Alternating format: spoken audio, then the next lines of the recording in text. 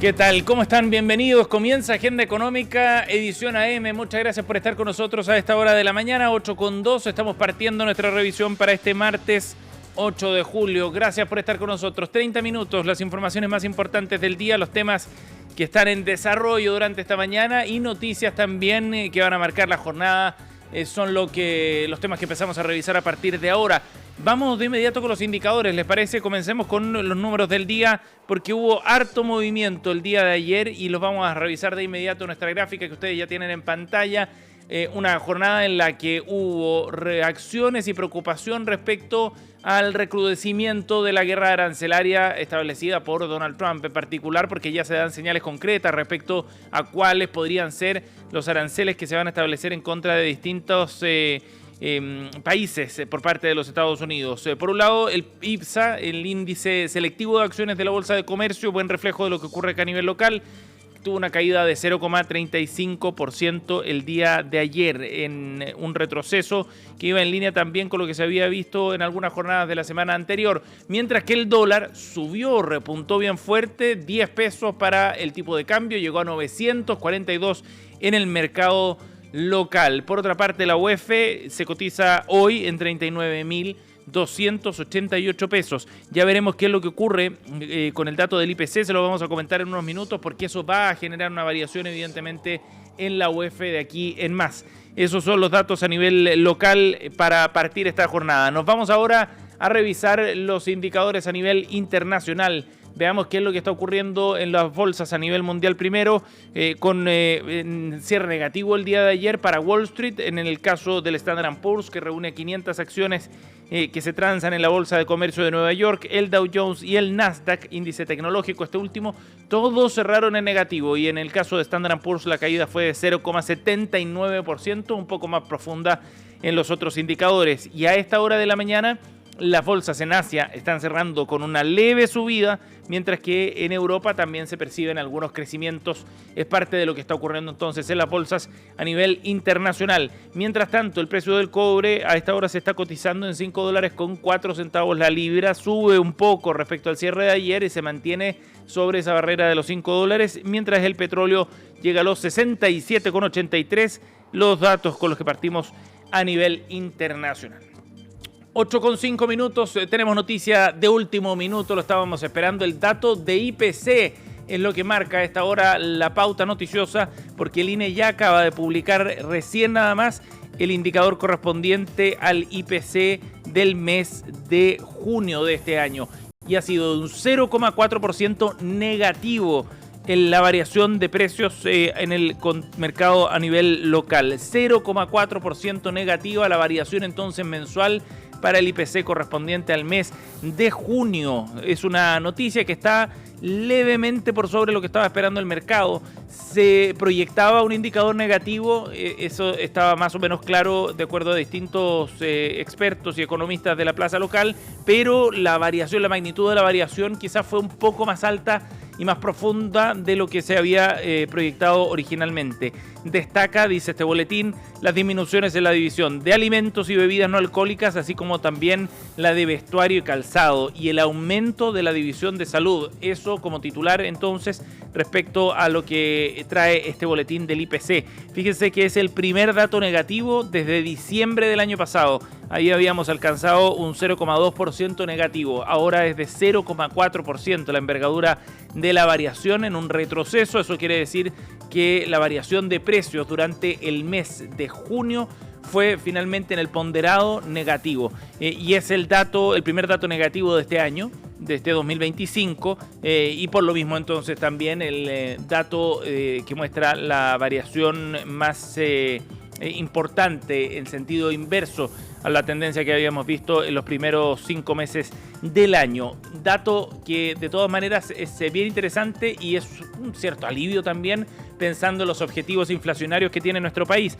Fíjense que el IPC en la variación a 12 meses, el acumulado de los últimos 12 meses llega a un 4,1%, y es una buena noticia, como decíamos, porque nos acerca un poquitito más a los indicadores más saludables quizás desde el punto de vista de la inflación y a la meta que también tiene el Banco Central, que está mandatado a encarrilar precisamente la inflación y la estabilidad de los precios hacia un 3%, como referencia por lo menos. ¿Qué pasa con cada uno de los productos? Ya lo vamos a profundizar luego en la entrevista que tenemos programada para hoy en Agenda Económica, pero a grandes rasgos lo que influyó más fue la disminución del precio de los tomates, 14,7% cayeron estos productos. La carne de vacuno también retrocedió 2,2%, los limones cayeron 27,3%, mientras que los computadores, ese ítem de computadores, también consignó una disminución mensual de 4,3%. Por otro lado, hubo alzas, por supuesto. El pan reportó un aumento de 2,4% y el transporte de bus interurbano subió 13,2%. De esa manera, entonces, está registrado en el boletín del INE este antecedente, uno muy relevante, como decíamos, por lo que significaba un inicio de año algo más preocupante para la inflación a nivel nacional. Por ejemplo, en enero, el dato de enero en particular fue altísimo, fue de un 1,1% al alza del reflejo de los precios. Bueno, en ese momento la variación acumulada del IPC en 12 meses era de 4,9%. Alto, ¿no? Para lo que estábamos acostumbrados y para los objetivos, como decíamos antes, del Banco Central.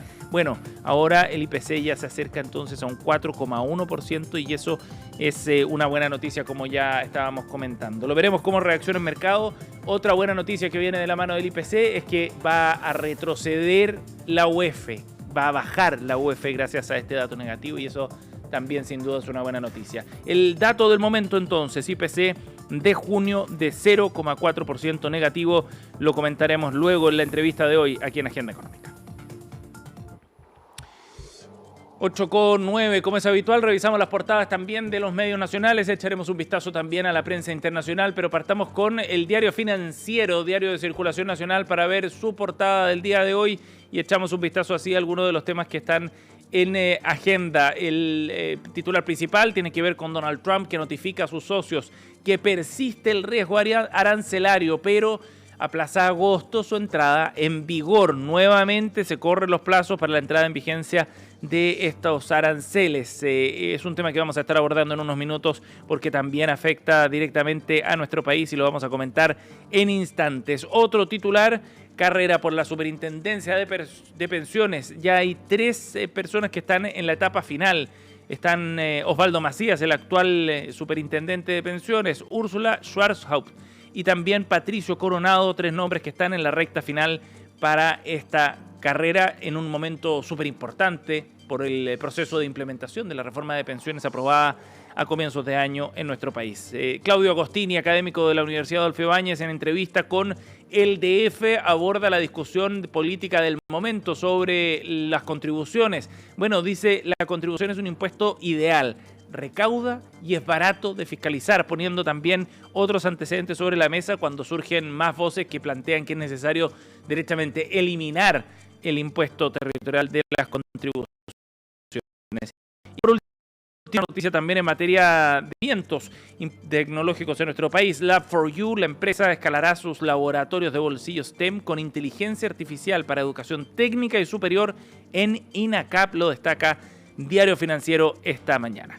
Y nos vamos a la portada de Diario Pulso, también otro medio de circulación nacional, el suplemento de Economía y Negocios de La Tercera, con sus titulares para el día de hoy. Uno de ellos tiene que ver con un análisis más en profundidad sobre los datos de desempleo que conocimos la semana pasada.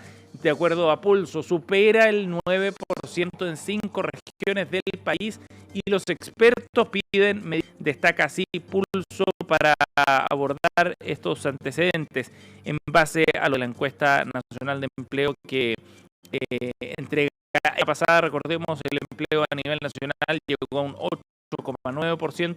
Derechamente estos niveles están sobre ese rango. La región, por ejemplo, de Tarapacá, mayor nivel de empleo, de desempleo, digo, una sigue Ñuble con un desempleo de 10,4% y la Araucanía 8%, destaca Pulso en su portada. Por revisar también otro de los temas que trae la portada de hoy, destaca también que alcanza en el primer semestre la mayor ejecución de inversión pública de los últimos 15 años. Buena noticia desde el punto de vista del estímulo económico, que significa también esa noticia. Y por otra parte, los envíos de cobre anotan récord en 3 años y medio. Los harán pese a los aranceles, lo destaca Diario Pulso en su mañana. 8:12, nos va a revisar entonces el primer tema de esta mañana para hablar sobre los Estados Unidos. Y para eso vamos a ir a revisar una noticia que publica esta mañana en español, bien interesante respecto a los aranceles de hasta el 40%, un número creciente de países, dice esta crónica de nuestro medio hermano de los Estados Unidos, CNN en español.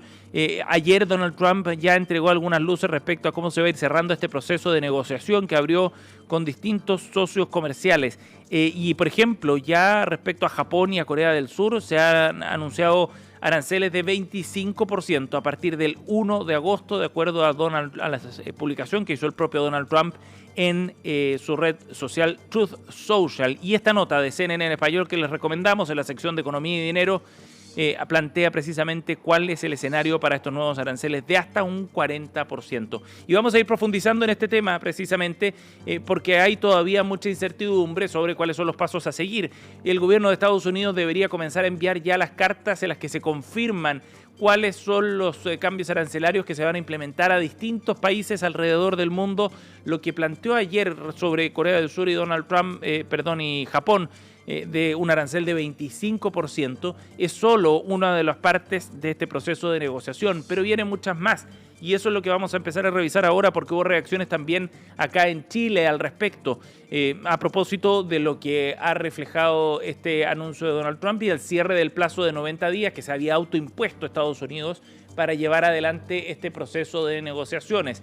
Recordemos un ingrediente extra súper importante. Donald Trump también advertía el domingo por la noche que los países que se acerquen al bloque de los BRICS, que se asocien eventualmente a ese grupo, podrían sufrir un 10% de arancel adicional a lo que se resuelva en todas estas negociaciones. Por lo tanto, había de alguna manera una amenaza velada para quienes intenten acercarse a este grupo que reúne a China, Rusia, Sudáfrica, India, entre otras naciones que se han ido adhiriendo también al bloque. La cumbre de este fin de semana en Brasil coincide precisamente con eso, el anuncio de Donald Trump. Aparecía como un escenario de cierto riesgo diplomático, geopolítico, si quieren, también para los Estados Unidos. Por eso el mensaje de Donald Trump en ese momento. Y Chile, participó de esta cumbre. Lo entendía como una amenaza directa a nuestro país el canciller Van Claveren. Lo vamos a escuchar a continuación porque él descartaba que esto supusiera algún tipo de riesgo para las negociaciones entre Estados Unidos y Chile. Escuchemos. Es una referencia de carácter genérico, por cierto, no está dirigida a Chile ni a ningún país en particular. Nosotros no nos sentimos aludidos por esa referencia. No quisiéramos especular sobre los alcances de ese tuit. No ha estado presente tampoco en las presentaciones que hemos escuchado hasta ahora y francamente creemos que no es una referencia específica a Chile. Lo que sí tenemos que decir es que Chile define su política exterior de manera independiente, y somos un país soberano y, por cierto, eso se aplica en nuestra política exterior. Ahí está entonces la reacción del canciller Alberto Van Claveren en Brasil, precisamente participando en esta cumbre de los BRICS. ¿En qué etapa del proceso de negociación de aranceles está Estados Unidos? Bueno, enviando ya una actualización de cartas. Les contábamos sobre Corea y Japón, pero no fueron los únicos anuncios que se hicieron, porque también se anunció el envío de cartas, por ejemplo, a países como Sudáfrica, Malasia, Kazajistán, entre otros, informando a sus líderes sobre nuevos aranceles de hasta el 40%. Y esto empieza a abrir un escenario mucho más concreto, si es que efectivamente se cumplen los plazos que se impuso Donald Trump, porque esto puede cambiar de una semana para otra. Ya sabemos que ha habido cierta volatilidad, digamos, en las decisiones del presidente de Estados Unidos respecto a este asunto. En el caso chileno, hay negociaciones directas entre ambos países y las oficinas comerciales de cada uno de los países para llegar a un acuerdo y de esa manera entonces se generará un escenario que sea lo más beneficioso para Chile. En ese sentido, tratar de que nuestro país y Estados Unidos mantengan como contexto, como marco, el acuerdo de libre comercio que está suscrito y plenamente vigente. Ayer en Agenda Económica PM conversamos con el economista, ex consejero del Banco Central, Pablo García, profesor de la Escuela de Negocios de la Universidad Adolfo Ibáñez, sobre este tema. Escuchemos. Los aranceles que se están diciendo que se van a aplicar a partir de luego, ¿no es cierto?, del principio de agosto, son los que se anunciaron en abril, que en el caso de Chile eran los mínimos que estaban dentro del menú.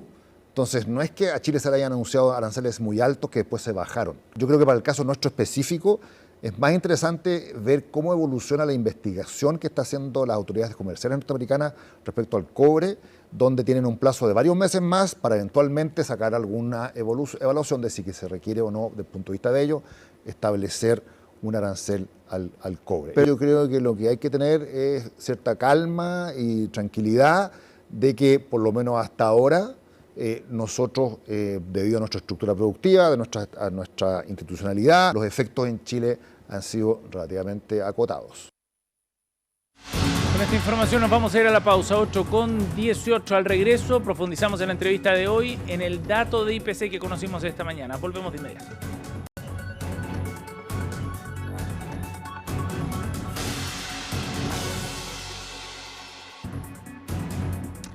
Estamos de vuelta, 8:20, seguimos en Agenda Económica AM y vamos a profundizar en el dato de IPC que conocimos esta mañana. Nos acompaña el gerente de estudios de Géminis, Alejandro Fernández. ¿Cómo estás, Alejandro? Buenos días. Muy bien, gracias, Sebastián. Gracias por acompañarnos.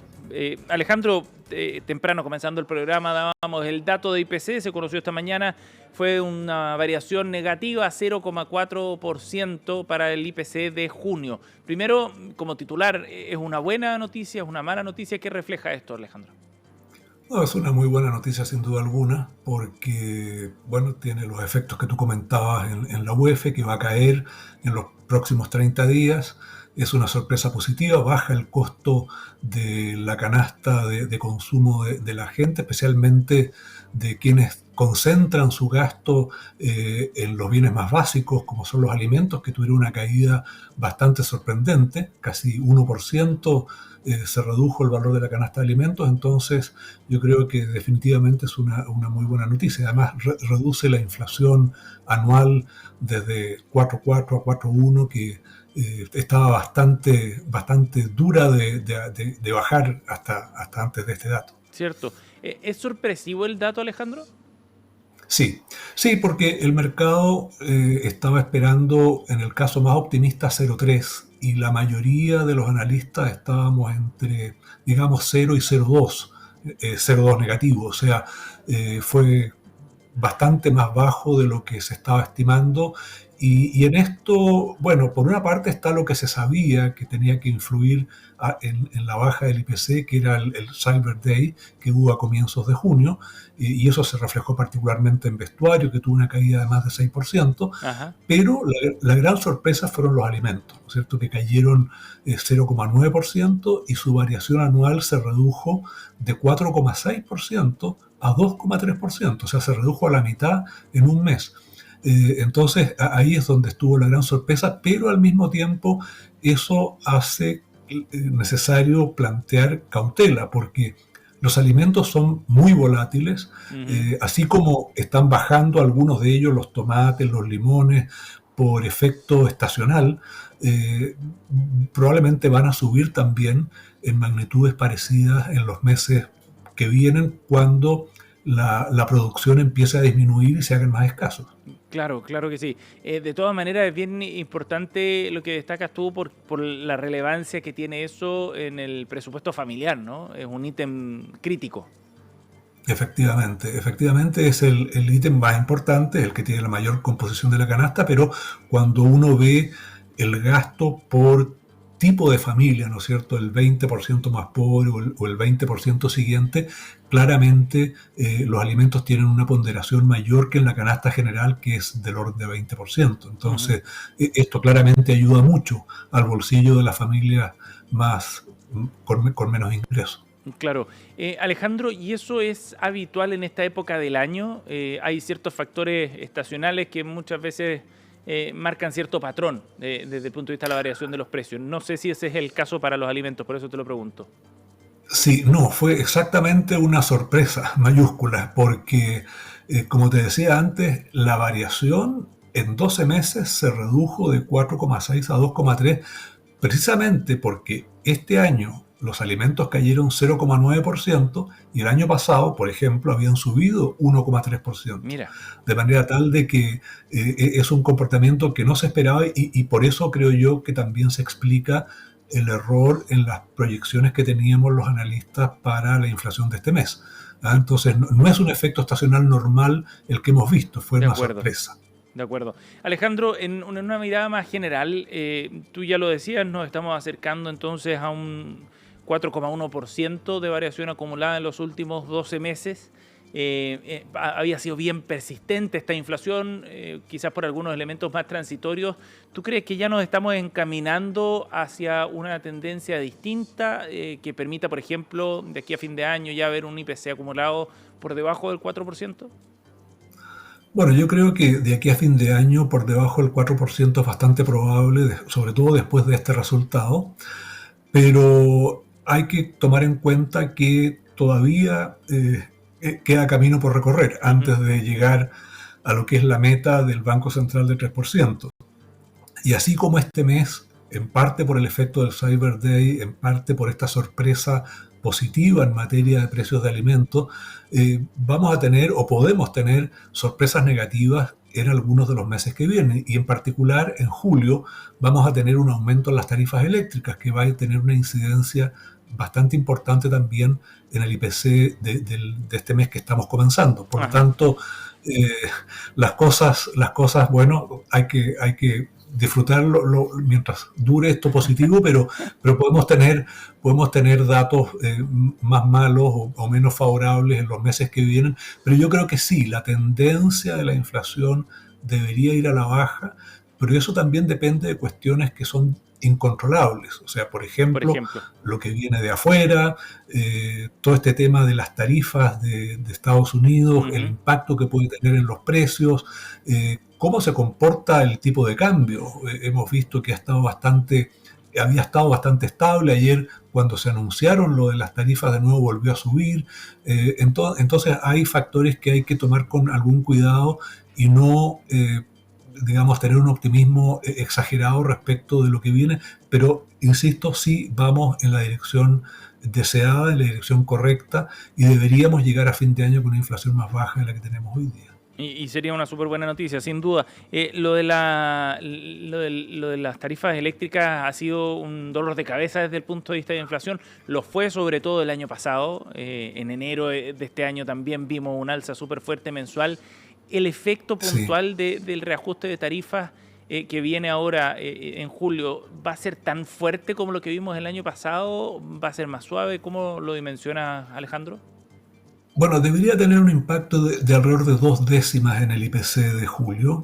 Y eso, bueno, comparado con algunas de las variaciones que tuvimos antes, es parecido, pero es menor que alguna de las otras que tuvimos. Así es que diría que no se va a sentir tanto, se va a sentir un poco menos. De ese punto de vista, bueno, se supone que es el último gran ajuste de tarifas que vamos a tener, y por lo tanto lo que venga hacia adelante va a depender mucho más de los factores tradicionales que afectan al precio de la electricidad, como es el tipo de cambio, el precio de los combustibles, y eso por lo menos últimamente han estado evolucionando de manera favorable. Así es que ese efecto se va a notar, y bueno, julio suele ser un mes de inflación relativamente alta, así es que podemos tener tal vez un 0,5 positivo, algo así, que va a anular un poquito lo bueno que estamos viendo ahora que ocurrió en junio, pero de todas maneras yo creo que es un camino que con algunos baches va mostrándose en la dirección deseada y correcta. De acuerdo. Alejandro, lo último, de acuerdo a la minuta del Banco Central de la última reunión del Banco Central, el Consejo evaluó la posibilidad de hacer un recorte de interés, pero finalmente se mantuvo la tasa. Con este escenario de inflación y con el dato de hoy día, ¿crees tú que es más probable un recorte de tasa en las siguientes reuniones?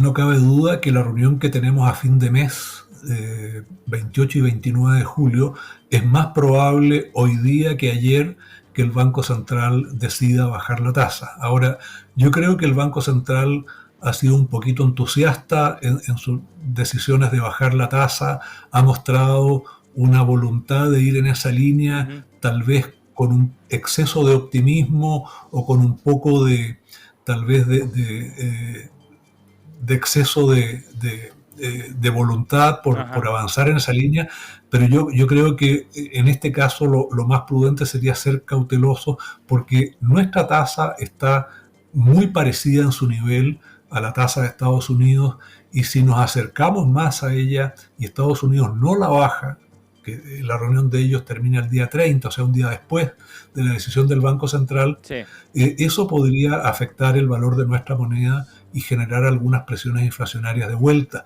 o hacer perder un poquito la credibilidad en la política del Banco Central. Entonces yo creo que demorarse 1 o 2 meses más en bajar la tasa no tiene costos desde el punto de vista de la actividad económica o de la inflación, pero puede permitir seguir un camino más seguro en materia de lograr avanzar en la dirección deseada, que es bajar la inflación al 3%. Alejandro Fernández ha estado con nosotros esta mañana para analizar el dato de IPC. Alejandro, gracias por el contacto. Que tengas buen día. Gracias, Sebastián. Igual para ti. Chao. 8:30, así cerramos esta edición. Gracias por acompañarnos. Comienza CNN Chile Radio en unos minutos junto a Carolina Rojo.